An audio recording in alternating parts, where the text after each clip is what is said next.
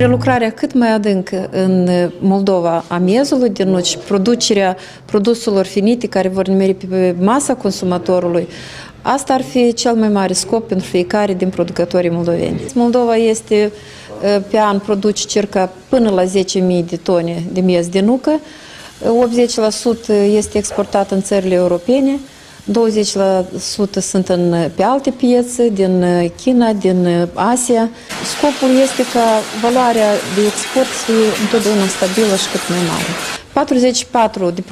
44% din valoarea produselor exportate o face miezul de nucă și nucile în coajă.